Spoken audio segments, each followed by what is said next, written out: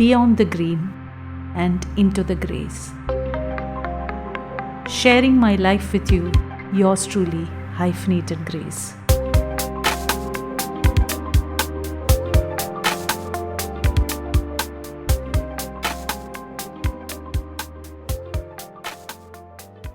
I was hardly 10 years old when I had to live with my grandparents for a whole year.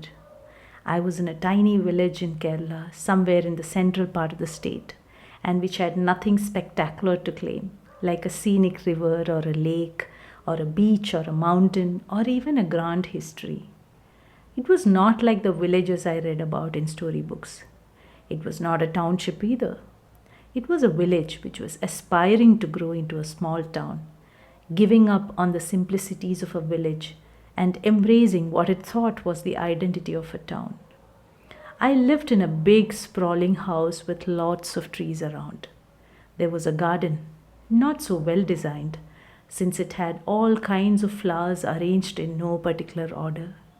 My grandmother, who I called Amma or Mother, loved plants, and she would get seeds or saplings from her friends and relatives' houses.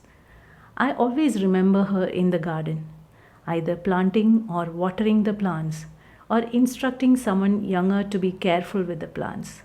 She had flowering plants everywhere: musanta, hydrangea, shoe flowers, sunflowers, the locally available plants, jasmine of varied varieties, champak, something she called rajamalli, and whatnot.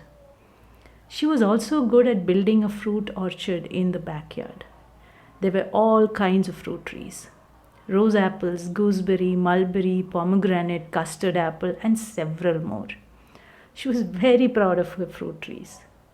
Her house was a treasure trove, with every other plant available according to the season: turmeric, ginger, clove, pepper, and almost every other herb that could be grown in her soil.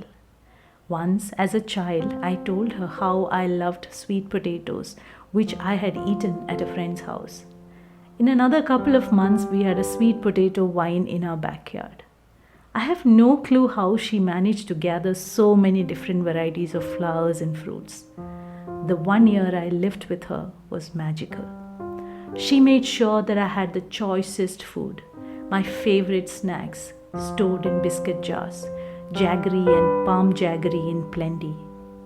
I could demand new flavors and she made sure that she found them for me. Was I even aware of how lucky I was then? I don't think so. I think I took it for granted and let myself enjoy the food that was on the table. The evenings where I sat around her and her friends listening to gossip, the world as it changed around me while I nodded to sleep. Memories are so precious, and sometimes the moment may not have been a special one, not memorable at the moment. You may not have realized that it was going to be a special memory then. But years later, the moment comes back to you as a very special memory, as a thought that brings a smile to your face every time you think about it. Sometimes, even in the darkest of hours, it becomes the ray of light brightening up your world.